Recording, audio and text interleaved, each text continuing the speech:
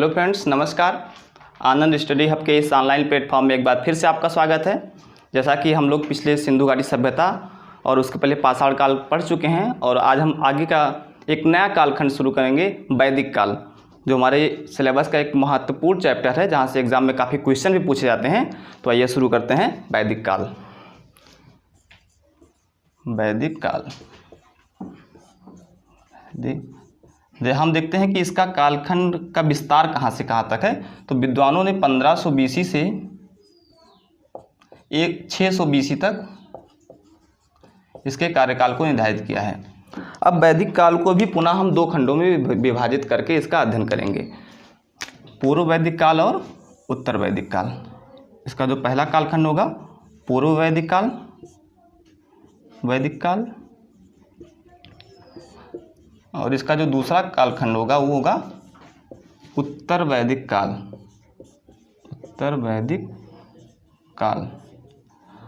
अब पूर्व वैदिक काल को ऋग्वैदिक काल भी कहते हैं। इसका एक अन्य नाम है, अभी देखते हैं कि ऋग्वैदिक काल क्यों कहते हैं। इसका एक अन्य नाम है ऋग्वैदिक काल।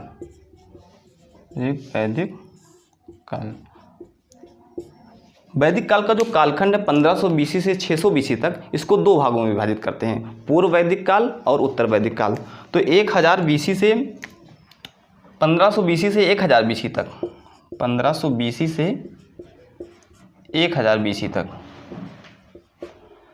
पूर्व वैदिक काल या ऋग्वैदिक काल का कालखंड है, और 1000 BC से 600 BC तक उत्तर वैदिक काल का कालखंड है। अब चूंकि यहाँ हम देखेंगे पूर्व वैदिक काल को ऋग्वैदिक काल क्यों कहते हैं, तो चूंकि पूर्व वैदिक काल के इतिहास की जो जानकारी हमें प्राप्त होती है, तत्कालीन समय की जो जानकारी प्राप्त होती है, वो केवल ऋग्वेद से प्राप्त होती है, इसलिए हम इसको ऋग्वैदिक काल कहते हैं। यानी 1500 BC से 1000 BC तक के 20 काल का जो इतिहास की जानकारी हमें प्राप्त होती है वो केवल और केवल ऋग्वेद से प्राप्त होती है, इसलिए इसको ऋग्वैदिक काल कहते हैं। और बाकी जो वैदिकोत्तर साहित्य हैं उससे, और जो वेद हैं सामवेद, यजुर्वेद और अथर्ववेद, उससे जो प्राप्त होता है वो उत्तर वैदिक काल की जानकारी प्राप्त होती है, इसलिए इसको उत्तर वैदिक काल कहते हैं। अब आइए हम देखते हैं, हमने वैदिक काल के कालखंड को देखा, इसके बाद हम देखते हैं कि इसकी उत्पत्ति के बारे में देखते हैं कि वैदिक काल की उत्पत्ति क्या हुई, इस समय में कौन थे, उनके बारे में अध्ययन करेंगे। तो सर्वप्रथम जो जर्मनी के एक विद्वान हुए मैक्स मूलर, उन्होंने आर्य शब्द का प्रयोग किया। वैदिक काल में आर्यों का अध्ययन किया जाता है कि वैदिक काल में आर्य लोग भारत में निवास किए। कुछ विद्वानों का तर्क है कि आर्य बाहर से आए, जबकि कुछ विद्वानों का तर्क है कि आर्य भारत के ही निवासी थे, या भारत के विभिन्न परिक्षेत्र से आके यहाँ भौगोलिक क्षेत्र में, जो वैदिक काल में जो उनका भौगोलिक क्षेत्र था, जहाँ उनका विस्तार था, वहाँ पे विभिन्न क्षेत्र से आके स्थापित हुए, वहाँ निवास किए। अब देखते हैं उत्पत्ति के बारे में कि वैदिक आर्य की उत्पत्ति कैसे हुई। उत्पत्ति, इसके बारे में मैक्स मूलर जो विद्वान थे, मैक्स मूलर ये जर्मनी के विद्वान थे, इन्होंने सर्वप्रथम आर्य शब्द का प्रयोग किया, और ऋग्वेद में भी आर्य शब्द का 33 बार प्रयोग किया गया है। ऋग्वेद में 33 बार आर्य शब्द का प्रयोग किया गया है। इसके साथ ही हम देखेंगे आर्य शब्द की शाब्दिक अर्थ क्या है, क्या ये धर्म से संबंधित है या इसका शाब्दिक कोई अन्य अर्थ है। तो हम देखेंगे कि आर्य जो है संस्कृत भाषा का एक शब्द है, इसका अर्थ होता है श्रेष्ठ, कुलीन, सभ्य। तो इस तरह से आर्य जो है एक शब्द है जिसका अर्थ, विभिन्न अर्थ हैं, श्रेष्ठ, कुलीन और सभ्य। तत्कालीन समय जो लोग थे वो अपने आप को सभ्य मानते थे, कुलीन मानते थे, श्रेष्ठ मानते थे, इसलिए उनको आर्य कहा गया, या फिर वो अपने आप को आर्य कहते थे। अब देखेंगे आर्यों का निवास स्थान कहाँ था। आर्यों का निवास स्थान, इसके बारे में भी विद्वानों का दो मत है आर्यों के निवास के बारे में, कि कुछ विद्वान मानते थे कि आर्य विदेशी हैं, जबकि विद्वानों का एक मत ऐसा भी था कि आर्य भारतीय हैं। अब देखते हैं कि कौन कौन से विद्वान थे और किस क्षेत्र के निवासी बताए उन्होंने। तो आर्य का निवास स्थान, आर्यों का निवास स्थान देखते हैं कहाँ था। आर्यों का निवास स्थान, दो तर्क हैं इसमें। पहला कि आर्य भारत के थे और दूसरा आर्य विदेशी थे। अब देखते हैं कि कौन कौन से विद्वान ने आर्यों को भारतीय बताया है, जबकि कौन विद्वान हैं जो आर्यों को विदेशी बताए हैं। तो भारत को जिन्होंने बताया है कि राजबली पांड्य के इतिहासकार हैं, उन्होंने बताया है कि आर्य मध्य देश से आए थे। मध्य देश, आर्यों का निवास स्थान मध्य देश बताया है। किसने बताया है? राजबली पांड्य। राजबली पांड्य। जबकि एक अन्य विद्वान है एल डी कल्लर, इन्होंने हिमालय क्षेत्र से बताया है कि आर्यों का जो निवास स्थान था वो हिमालय क्षेत्र था। ये विद्वान है एल डी कल्लर। जबकि जो तिलक जी का एक अपना अलग तर्क है, वो कहते हैं कि आर्य आर्कटिक क्षेत्र से आए थे। चूँकि ऋग्वेद में जिन ऋचाओं का प्रयोग किया गया है उनमें बर्फ़ और बाकी चीज़ों का मेंशन किया गया है, उसके आधार पे तिलक जी बताते हैं कि आर्य आर्कटिक क्षेत्र से आए थे। इनका मूल निवास आर्कटिक क्षेत्र था, ठंडा प्रदेश था, आर्कटिक क्षेत्र। तिलक के अनुसार है, बाल गंगाधर तिलक। तो इस प्रकार यहाँ से एग्जाम में क्वेश्चन पूछा जाता है। एक तरफ से आपको क्षेत्र का नाम दिया जाएगा, दूसरी तरफ विद्वान का नाम दिया जाएगा, कौन से विद्वान ने कौन से स्थान से आर्यों के आने की बात कही है। तो यहाँ से ये हमें जानना जरूरी है कि मध्य देश किसने बताया? राजबली पांडे। हिमालय क्षेत्र एल डी कल्लर, आर्कटिक क्षेत्र तिलक। इस तरह से अन्य विद्वान हैं जिन्होंने अलग अलग मत प्रस्तुत किए। अब दूसरा पार्ट इसका देखते हैं कि विदेशी, यानी कौन से ऐसे इतिहासकार हैं, कौन से ऐसे विद्वान हैं जिन्होंने आर्यों को विदेशी बताया है कि आर्यों का मूल निवास स्थान जो था वो विदेश था। अब आइए देखते हैं इसमें। तो सबसे पहले तो मैक्स मूलर की बात करेंगे। मैक्स मूलर, इन्होंने मध्य एशिया बताया है, आर्यों का मूल निवास स्थान मध्य एशिया। इसके बाद अभी हम पहले चूँकि विद्वानों का अपना मत देखेंगे, इसके बाद पुरातात्विक साक्ष्य के आधार पर भी हम देखेंगे कि आर्यों का निवास स्थान कहाँ था, जो हमें पुरातात्विक साक्ष्य प्राप्त हुए हैं। पहले हम देखते हैं कि विद्वानों का अपना अलग अलग मत क्या है। तो मैक्स मूलर महोदय ने मध्य एशिया बताया है आर्यों का निवास स्थान। इसके बाद एक नेहरिंग महोदय हैं, इतिहासकार नेहरिंग, इन्होंने दक्षिणी रूस बताया है, आर्यों का मूल निवास स्थान दक्षिणी रूस इन्होंने बताया है। और इसके साथ ही एक दयानंद सरस्वती जो भारतीय विद्वान भी हुए हैं, दार्शनिक भी हुए हैं भारत के, इन्होंने तिब्बत क्षेत्र बताया है, तिब्बत, दयानंद सरस्वती, दयानंद जी ने। इसके साथ ही पामीर के पठार के क्षेत्र को भी बताया है। जो ओलेनबर्ग एक महोदय, इन्होंने आर्यों के मुख्य निवास स्थान को पामीर का पठार, पामीर का पठार ओलेनबर्ग के अनुसार आर्यों का मूल निवास स्थान जो था वो पामीर का पठार था। अब चूंकि हमने विद्वानों का अपना अलग अलग मत देखा, अब हम पुरातात्विक साक्ष्य के आधार पर वैदिक काल के बारे में देखेंगे कि क्या जानकारी हमें प्राप्त होती है, कौन से अभिलेख प्राप्त हुए हैं, उसमें लिखा क्या गया है। तो आइए हम देखते हैं कि ऋग्वेद, उससे भी हमें ये जानकारी मिलेगी कि ऋग्वेद जी जो आर्य थे उनका मूल निवास स्थान कहाँ था। तो हम पुरातात्विक तर्क को भी देखेंगे कि पुरातात्विक साक्ष्य के आधार पर कौन से तर्क, कौन से रिजल्ट हमारे सामने आते हैं। पुरातत्व, इसमें दो अभिलेख हमें प्राप्त हुए हैं, एक बोगजगोई का अभिलेख, बोगजगोई, और दूसरा कस्सी का अभिलेख, कस्सी का अभिलेख। हम पहले इसकी बात करेंगे। ये 1400 BC का है, बोगजगोई का अभिलेख 1400 BC का, और कस्सी का अभिलेख 1600 BC का है। आर्यों के मूल निवास स्थान के बारे में बात करेंगे। कस्सी अभिलेख में लिखा गया है कि ईरानी आर्यों की एक शाखा भारत आई, ईरानी आर्यों की एक शाखा भारत आई। इसमें लिखा गया है ईरानी आर्यों की एक शाखा भारत आई। तो इस प्रकार हम मान सकते हैं कि वर्तमान जो ईरान क्षेत्र है या फारस क्षेत्र था, वहाँ से एक आर्यों की एक शाखा भारत आई, तो हम आर्य को मध्य एशिया का मान सकते हैं। लेकिन इसके साथ ही हम देखते हैं बोगजगोई अभिलेख, इसमें जो इसको एशिया माइनर का अभिलेख भी कहते हैं, एशिया माइनर, आपसे एग्जाम में कई बार पूछा जा चुका है। एशिया माइनर ये आधुनिक तुर्की क्षेत्र में पाया गया है, वर्तमान जो तुर्की देश है उसी क्षेत्र में पाया गया है। ये एक संधि पत्र है, एक हित्ती और मितन्नी दो राजवंश थे तत्कालीन समय में इस एशिया क्षेत्र में, और उनमें युद्ध हुआ थे। उनमें एक संधि पत्र है, उसमें देवताओं का भी मेंशन किया गया है, और इसमें तत्कालीन चूँकि जिन देवताओं को इस अभिलेख में मेंशन किया गया है वो ऋग वैदिक कालीन देवता थे। तो इस प्रकार विद्वान एक संबंध स्थापित करते हैं कि ऋग्वेद काल का संबंध यहाँ एशिया माइनर से था। तो इस संधि पत्र में 2 राजवंश थे। ये एग्जाम में आपके प्रश्न पूछा जा सकता है, हित्ती और दूसरा राजवंश था मितन्नी, हित्ती और मितन्नी। इनमें दोनों में एक संधि पत्र है।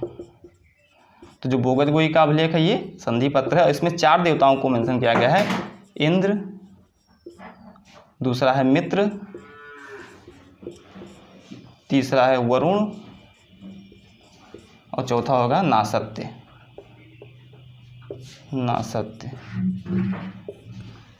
ये चारों देवता हैं, इंद्र, मित्र, वरुण और नासत्य। इन चारों देवताओं को बोगद गोई अभिलेख में मेंशन किया गया है। अब चूंकि ये देवता ऋग्वैदिक काल में भी मौजूद थे, इनका भी साक्ष्य मिला है, ऋग्वेद में भी इंद्र और देवताओं को मिला है, तो इससे ये संबंध स्थापित हो सकता है। विद्वानों का यह मानना है कि ये आर्यों का जो मूल निवास स्थान था ये तुर्की क्षेत्र था, एशिया माइनर का क्षेत्र था, वहाँ से इन्होंने भारत में पलायन किया, भारत में आए, इसलिए वो उन देवताओं का वजूद जो वहाँ पे था वो भारत में भी स्थापित हुआ। तो इस प्रकार हमने देखा कि साहित्यिक साक्ष्य के आधार पे जो विद्वानों का अपना अलग अलग तर्क था कि आर्यों का मूल निवास स्थान कहाँ है, तो उस हिसाब से हमने देखा। उसके बाद पुरातात्विक साक्ष्य के हिसाब से देखा हमने कि आर्यों का मूल निवास स्थान कहाँ था। इसमें भी 2 अभिलेख मिले हैं, उसके आधार पे हम देखें क्षेत्र कहाँ था। साहित्यिक साक्ष्य जो ऋग्वैदिक कालीन प्राप्त हुए हैं, इसमें कौन कौन से हैं साहित्यिक साक्ष्य, कौन कौन से वेद हैं, उनके और कौन कौन से साहित्य हैं, तो इसको हम देखते हैं। साहित्यिक साक्ष्य में सबसे पहले हम वेद की बात करेंगे। एक चार्ट के माध्यम से हम देखेंगे जिससे हमें याद करने में आसानी हो, तो वेद के माध्यम से वेद और बाकी को एक चार्ट बना के हम देखेंगे जिससे हमें एग्ज़ाम के लिए रिवीजन करने में और पढ़ने में भी आसानी हो, याद करने में भी आसानी हो।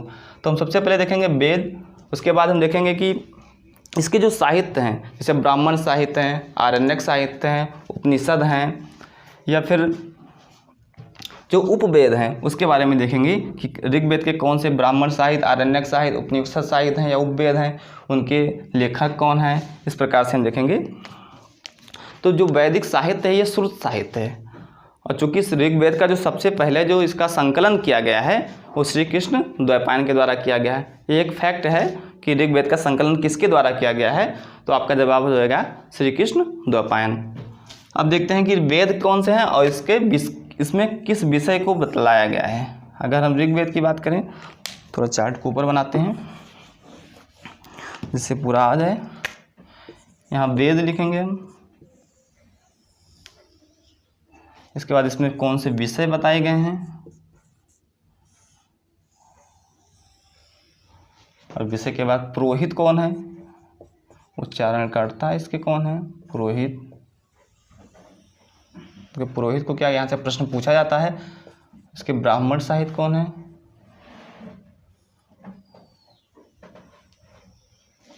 आरण्यक कौन है, इसके बाद उपनिषद कौन सा है। एक पूरा चार्ट के माध्यम से हम इसको समझेंगे, उपनिषद। इसके बाद हम देखेंगे अभी वेद के उपवेद कौन कौन से हैं। आइए हम इसको इतना पहले देखते हैं। उसके बाद यहाँ सबसे पहले हम बात करेंगे ऋग्वेद की। ऋग्वेद, तो ऋग्वेद में देवताओं की प्रशंसा या देवताओं की स्तुति की गई है, और उसमें जो मंत्र और सूक्तों का संकलन किया गया है। तो देवताओं की प्रशंसा में लिखी गई जो बातें हैं या देवताओं की स्तुति की गई है वो सूक्त लिखे गए हैं। देवताओं की स्तुति, देवताओं की स्तुति। और इसके पुरोहित जो है उनको कहते हैं होत्र या होता। ये प्रश्न आपसे पूछा जाता है, होत्र या होता, ये पूरा रटना पड़ेगा आपको। और ऋग्वेद का जो ब्राह्मण साहित्य है वो है ऐतरेय, ऐतरेय, और दूसरा है कौशितकी। अब देखते हैं आरण्यक साहित्य कौन सा है, तो आरण्यक साहित्य भी ऐतरेय है। और उपनिषद भी ऐतरेय है, ऐतरेय। तो इस प्रकार हमने ऋग्वेद के बारे में देखा कि इसके किस विषय में इसके बारे में बताया गया है। तो देवताओं की स्तुति के बारे में बताया गया है। इसके पुरोहित कौन है, होत्र या होता का है। इसके ब्राह्मण साहित्य कौन सा है, तो ऐतरेय हो जाएगा। आरण्यक साहित्य ऐतरेय और उपनिषद साहित्य भी ऐतरेय हो जाएगा। अब हम दूसरा देखते हैं सामवेद के बारे में। अभी इन वेदों के बारे में विस्तृत बात करेंगे, कितने मंडल हैं, किसमें क्या है, पहले हम इसको देखेंगे चार्ट बनाने के बाद। दूसरा हो जाएगा सामवेद। सामवेद में गेय मंत्रों का संकलन किया गया है, यानी संगीत से संबंधित है। गेय मंत्रों का यानी गायन योग्य मंत्रों का संकलन किया गया है। इसके जो पुरोहित हैं वो उसको उद्गाता बोलते हैं, उद्गाता। तो सामवेद के पुरोहित कौन है, उद्गाता। इसका जो ब्राह्मण साहित्य है वो पंचवीस। सामवेद का ब्राह्मण साहित्य है पंचवीस। और जो आरण्यक है छांदोग्य, आरण्यक जो है ऋग्वेद का, इसके छांदोग्य और जैमिनी। सामवेद का जो आरण्यक साहित्य है वो जामिनी और छांदोग्य, छांदोग्य जामिनी। तो इस प्रकार हम देखते हैं सामवेद का जो विषय है गेय मंत्रों का संकलन किया गया है। इसके पुरोहित हैं उसको उद्गाता बोलते हैं। ब्राह्मण साहित्य इसका पंचवीस है। आरण्यक साहित्य छांदोग्य उपनिषद है, छांदोग्य है और जामिनी है, सॉरी। और जो उपनिषद है सामवेद का वो है छांदोग्य उपनिषद।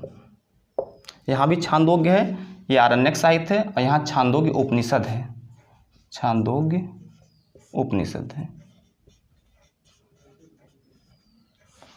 आइए अब इसका तीसरा वेद देखते हैं। ऋग्वेद हो गया, सामवेद हो गया। अब यजुर्वेद की बात करते हैं। यजुर्वेद, इसमें जो विषय बताए गए हैं वो है यज्ञ संबंधी बात बताई गई है, जानकारी दी गई। यज्ञ संबंधी, यज्ञ संबंधी सूत्रों मंत्रों का संकलन किया गया है।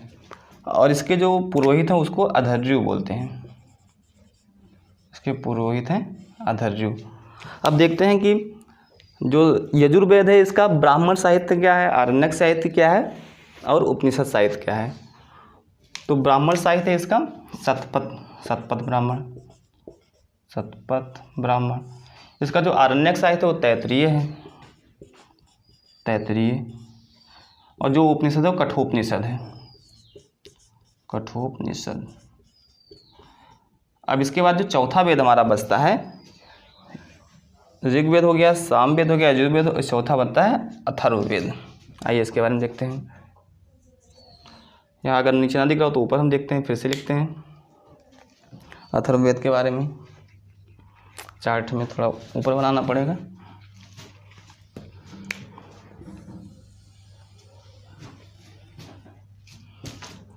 अथर्ववेद, अथर्ववेद। अब देखते हैं इसमें किस बात को बताया गया है। तो इसमें जादू, टोना, मंत्र, टोटका, इन सब बारे में बताया गया है। जादू, टोना,